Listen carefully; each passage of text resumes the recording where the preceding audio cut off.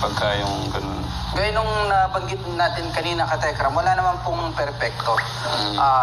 May pagkakamali ang lahat, may pagkukulang ang lahat. Pero ang mahalaga doon is pulutin po natin yung aral doon sa mga pagkakamali natin. Huwag lang po nating tignan yung mali ng iba. Baka rin po may mali rin po sa atin na pwede rin nating maitama. At doon natin mas i-focus yung ating sarili. Diba? Sa nangyari, mas mag-focus ka doon sa self-improvement mo. Ano ba yung dapat kong i-improve next time? Hindi yung mali ng iba. Okay? Pwede mo rin namang may matutunan ka sa mali ng iba, pero mas tignan mo muna yung paano mo i-improve yung sarili mo. Kasi yun yung benefit ng mga challenges o ng mga pagsubok. Yung aral na matututunan mo, natutulong sa'yo na lalo kang lumago sa mga susunod na panahon. Siyempre, si Tita Lodi may natutunan din doon. Yung mga involved din, may mga natutunan. At sa mga nanonood po kaya, may natutunan po tayo sa nangyari. Kami rin, may mga natutunan din. Tsaka huwag yung hindi na mahal ni Tate Ram si Kuya Dave. Hindi po ganun.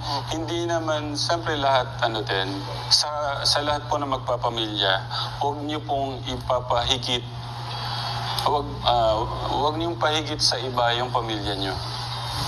Parang mas, pa rin yung pamilya. Yung asawa niyo, yung mga anak niyo, sa mga... Huwag nilang maramdaman na parang pinagpapalit. Ganun. Ayun, so Katekram, at least mas clarify. At wala pong namalo, Katekram, matagal na po yun. tagal na po yun.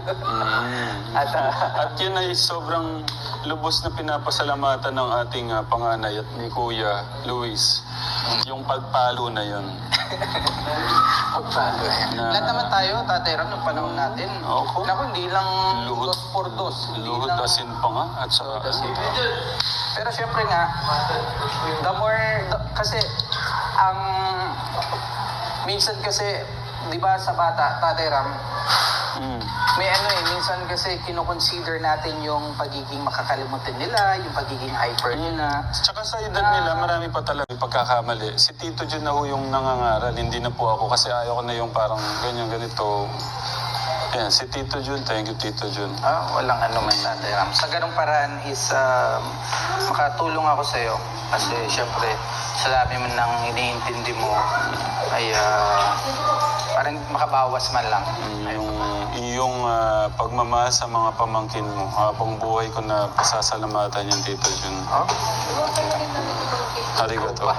At yan yung wag niyong kakalimutan na. Yung pag, anong tawag doon? Anong tawag doon sa Tito Jun? Yung, basta teacher. Katekram, ang ganda nung pag-uusap namin ni Luis at saka ni Kuya Dave nung nakaraan. Anong natutunan mo dun sa pag-uusap natin? Buti ito hanggang Anak dito. kapag nawawala na po kayo sa tono, kumbaga sa gitara, o di kaya sa banda dito, yung sabi niyo po sinasabi, pagka wala po sa tono ang isang instrument, pangit pakinggan. So, yung natutunan ko po dun, lagi lumapit sa mga professional na yung mga maraming mga professional, di ba, yung kaya nga ngayon dito, kaya kailangan natin i-tune yung para maganda yung pagkaano mo. So yan dito, pagka sinatune mo lagi yung sarili mo kahit pagkamali ka yung bukas yung loob mo na magpatama, magpadisiplina. Yung po dito, kaya yan, lagi pong pinapasalamatan. Si Kuya. Sa pag-uusap namin.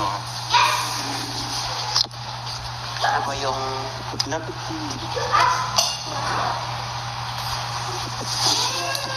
pagka po may problema dito, pumunta po sa nakakatanda.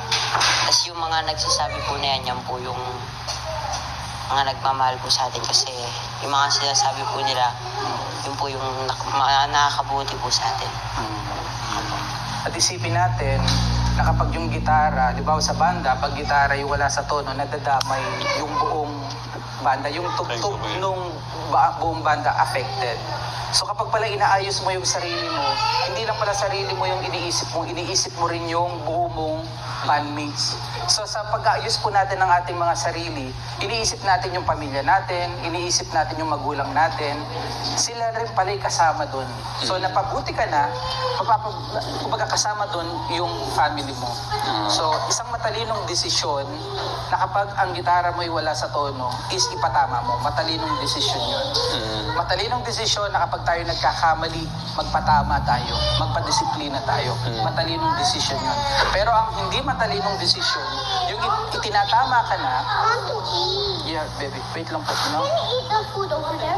Sige. Yung ang hindi matalinong pagdidesisyon ka, Tekram, ay yung kapag itinatama ka, tapos ayaw mong tanggapin. Parang sasabihin natin, marunong ka pa sa akin. Gusto ko ganito yung tunog ng gitara ko eh.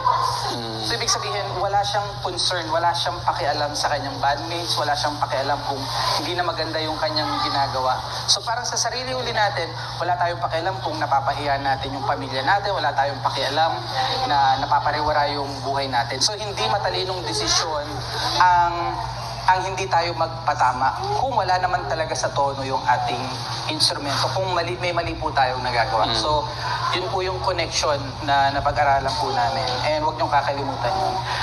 Na kapag may lumapit sa inyo para sasabihin nila, pwede yung gitara mo, itono natin. Okay. Ay, ang sagot natin, ay naku, sorry, hindi ko napansin. O kaya, ay sorry, kung pangit yung tunog ko, paano ba? Diba? Ganong humble, yung may kababaan ng loob. Ganun po ba? Yun po ba yung dapat kong gawin?